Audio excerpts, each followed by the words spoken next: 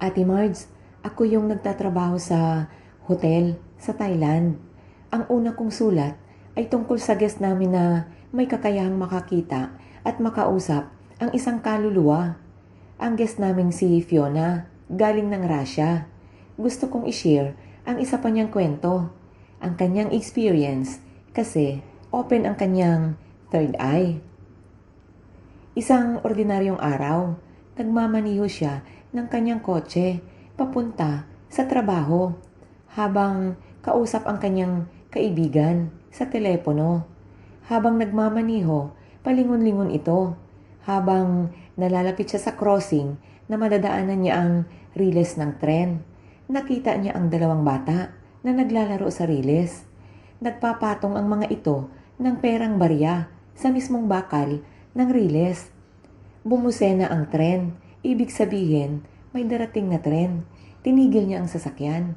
Hinintay niyang may lumapit sa bata. Nag-aalala tuloy siya kung nasaan ang mga magulang nito.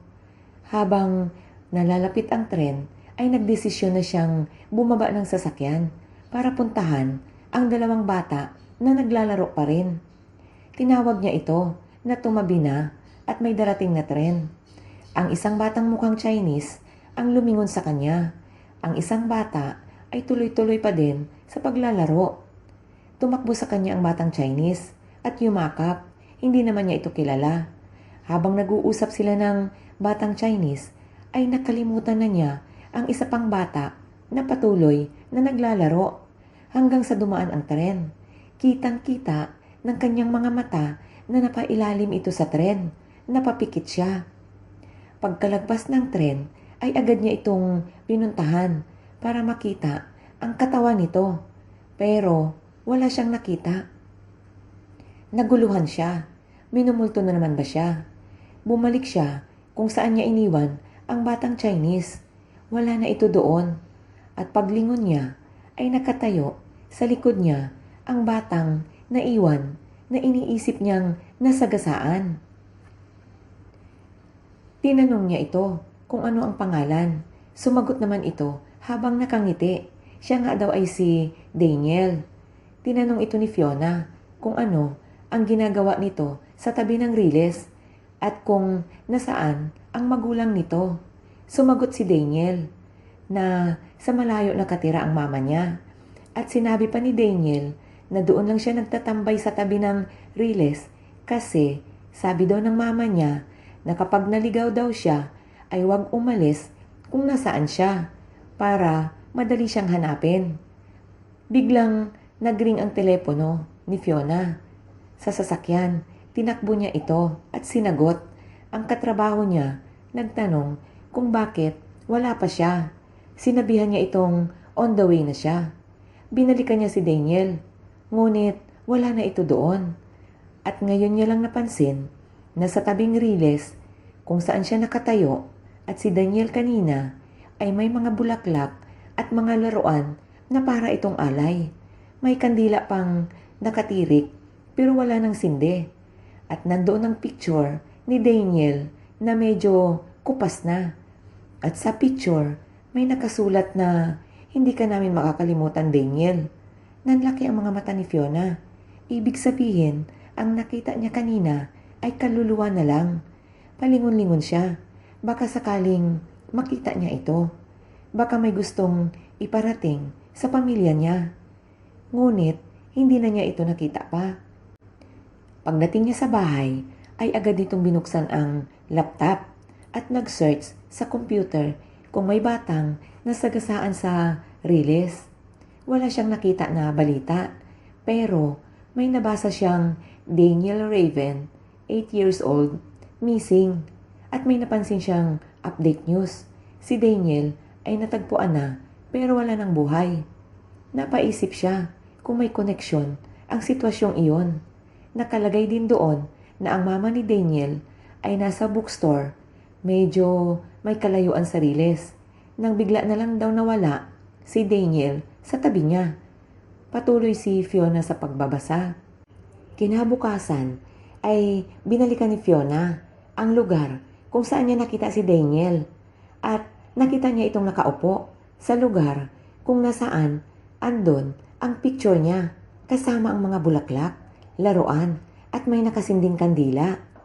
Tinabihan siya ni Fiona at tinanong kung naaalala siya nito. Tumingin sa kanya si Daniel at nagsalita na gusto na niyang makita at makapiling ang mami niya. Bakit daw hindi pa rin siya binalikan ng mami nito? Naiyak na si Fiona. Sinabi nitong, samahan kita sa mami mo.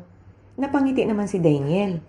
Habang naglalakad sila, sinabi ni Daniel kay Fiona ang paborito nitong laruan ay gagamba. Pero galit na galit daw ang mami niya dito. Madalas daw siyang mapagalitan. At sinabi pa niya kay Fiona na baka pagalitan siya ng mami niya kasi matagal na siyang hindi nakauwi. Kabilin-bilinan pa naman daw nito na pag nasa labas sila ay huwag na huwag itong humiwalay sa kanya. Tinanong naman ni Fiona na kung bakit nga siya umalis sa bookstore. Bakit siya humiwalay sa mami nito? Sinabi naman ni Daniel na naalala kasi niya ang sabi ng kalaro niya na maraming gagamba sa tabi ng riles. At habang papunta pala sila ni Daniel at mama nito sa bookstore ay natanaw na pala ni Daniel ang riles ng tren. Hanggang sa napatapat na si Fiona at Daniel sa isang restaurant. Tumakbo si Daniel at tumigil sa tapat ng pinto at sinabi nito kay Fiona na alam nito ang lugar na yon. Doon daw nagtatrabaho ang mami niya. Hinarap niya si Daniel. Tinanong niya ito, Daniel, alam mo ba kung ano ang nangyari nang huli kayong magkasama ng mami mo?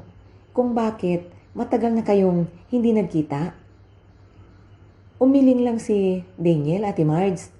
Pumasok na si Fiona sa loob. Tinanong niya ang sekretarya kung nasaan si Mrs. Raven. Sumagot itong wala ito doon. Hindi pumasok. Si Daniel ay tahimik lang sa isang tabi. Hindi naman kasi ito nakikita ng iba. Bukod tanging si Fiona lang ang nakakakita dito at nakakausap. Nasa korte daw sina Mr. and Mrs. Raven kasi ngayon daw ang last hearing ng pagdemanda nila laban sa driver ng tren na nakasagasa kay Daniel. Tiningnan ni Fiona si Daniel. Nakangiti ito. Walang alam si Daniel na isa na lang siyang kaluluwa. At hanggang ngayon ay naghihintay pa din ito sa tabi ng riles na hanapin siya ng kanyang mami at daddy. Lumabas ng restaurant si Fiona at dumiretso sa korte. Nagpark lang siya sa labas habang hinihintay ang labasan. Maya-maya lang ay sumigaw si Daniel mula sa tabi ni Fiona at tinuro niya ang mag-asawang kalalabas lang ng korte, magkayakap, umiiyak. Sa tingin ni Fiona ay natalo ito sa kaso. Patakbong lumapit si Daniel sa magulang niya. Ngunit lagpas-lagpasan lang ito. Nakita ni Fiona na umiyak si Daniel. Nilapitan niya ito. Nagsalita si Daniel na hindi na daw siya mahal ng mga magulang niya. Hindi daw kasi siya pinansin ng mga ito. Sinabi naman ni Fiona na huwag mag-alala at kakausapin niya ang mga ito. Kinabukasan, pinuntahan ni Fiona ang bahay ng mga magulang ni Daniel. Nagdoorbell siya at lumabas naman ang mag-asawa. Sa kalayuan ay nakikita sila ni Daniel. Kitang-kita sa mga mata nito na namimiss niya ito ng gusto. Tinanong si Fiona ng mga magulang ni Daniel kung sino siya. Sa lahat ng senaryo, dito nahihirapan si Fiona kung paano mag-umpisa at ipaliwanag na nakikita niya ang mga kaluluwa at nakakausap. Nilakasan niya ang loob niya, alang-alang kay Daniel. Sinabi niyang, ako si Fiona, kaibigan ng anak niyong si Daniel. Nagulat ang mga magulang ni Daniel. Nagalit ang daddy nito. Kung nagbibiro daw ito, ay wag na wag at wala daw alam si Fiona kung ano ang pinagdadaanan nilang mag-asawa. Pumasok na ito sa loob. Pumunta naman sa may garden ang mama ni Daniel at inaya si Fiona. Ipinaliwanag daw kung ano ang ibig sabihin ng sinabi nito. Sinabi ni Fiona na hindi na niya talaga kaibigan si Daniel. Pero nakikita niya ang kaluluwa nito at nakakausap.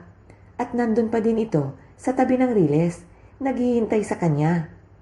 Nanlaki ang mga mata ni Mrs. Raven. Pagalit itong nagsalita na umalis na siya at hindi siya naniniwala kay Fiona. Tumayo na ito at handang iwanan si Fiona sa garden. Sinabi ni Fiona na, Mrs. Raven, ang laging bilin niyo kay Daniel kung mawala siya ay huwag itong umalis sa lugar kung nasaan siya para madali mo siyang hanapin. Lumingon ito kay Fiona. Sinamantala naman ni Fiona ang pagkakataon. Idinugtong na niya na ang paborito nitong laruan ay gagamba. Pero ayaw ni Mrs. Raven na maglaro ng gagamba si Daniel. Nanlaki ang mga mata ni Mrs. Raven. Sinabi ni Fiona na kailangang makausap niya si Daniel kasi hanggang ngayon si Daniel ay nandoon pa din sa tabi ng riles. Umaasang hanapin siya ng mga magulang niya. Umiyak na si Mrs. Raven. Tumakbo ito, papasok, iniwanan siya sa may garden. Nalungkot naman si Fiona. Lumapit sa kanya si Daniel at nagsabing galit pa din daw ang mama niya kaya hindi siya hinahanap. Sinunod naman daw niya ang gusto nito na kung mawala siya ay hindi siya aalis sa lugar kung nasaan siya. Nilapitan ito ni Fiona at nangakong kakausapin ulit ang daddy at mami nito. Bago umalis ay nag-iwan ng calling card si Fiona. Siniksik niya ito sa pintuan ni na Mrs. Raven. Isang araw, habang nasa trabaho si Fiona, ay biglang dumating ang papa ni Daniel at pinagbantaan si Fiona na huwag daw itong tumuntong sa pamamahay nila kasi mula daw pumunta doon si Fiona ay hindi na tumigil sa kakaiyak si Mrs. Raven. Sinagot naman siya ni Fiona na gusto niyang makatulong kay Daniel. Hindi na siya pinansin ni Mr. Raven at umalis na ito. Naiwang nakatulala si Fiona. Maya-maya lang ay biglang sumabog ang ilaw sa opisina ni Fiona. Nagliparan ang mga libro. Nakita niya si Daniel na galit. Bakit daw hindi siya pinapansin ng mga magulang niya?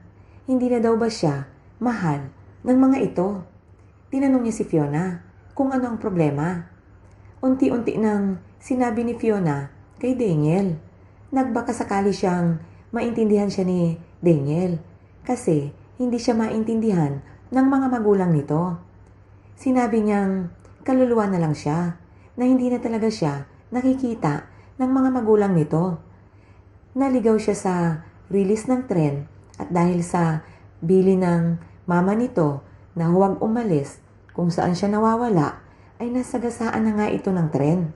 Nagtanong si Daniel kung mayayakap pa ba niya ang mga magulang niya.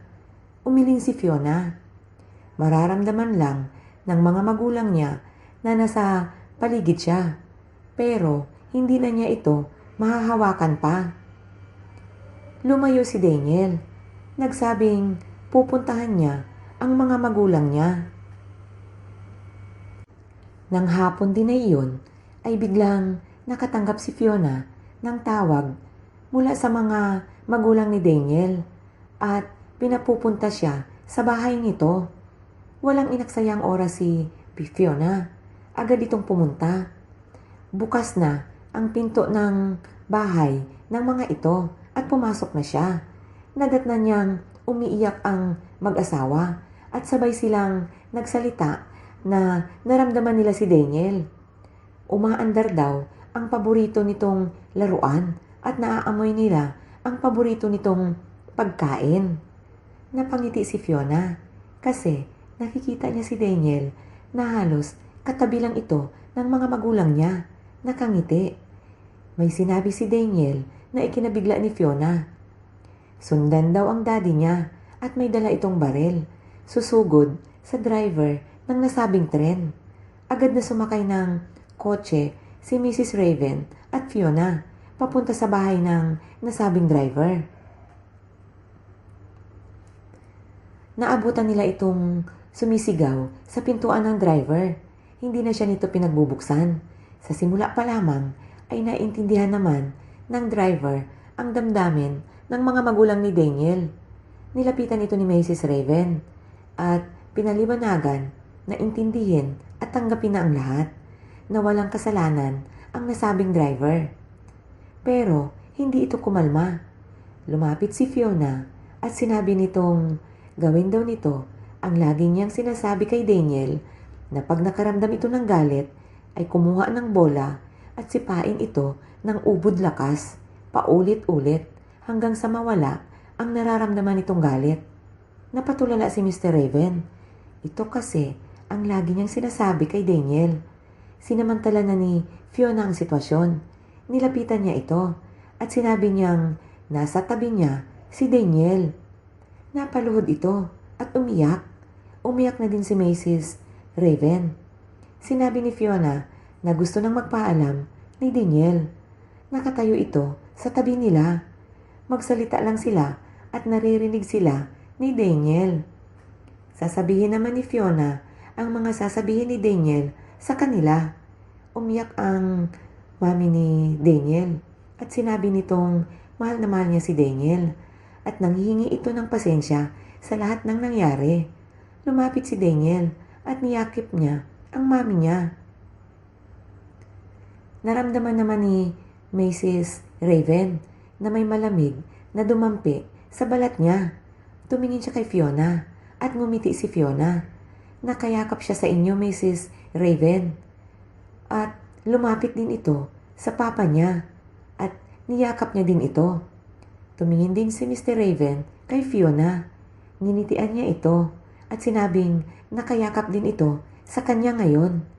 Hanggang sa naglaho na nga sa mga mata ni Fiona si Daniel. Sinabi nito sa mag-asawa na masaya. Nakangiti si Daniel at wala na ito. Umalis na ito at wala nang balikan pa.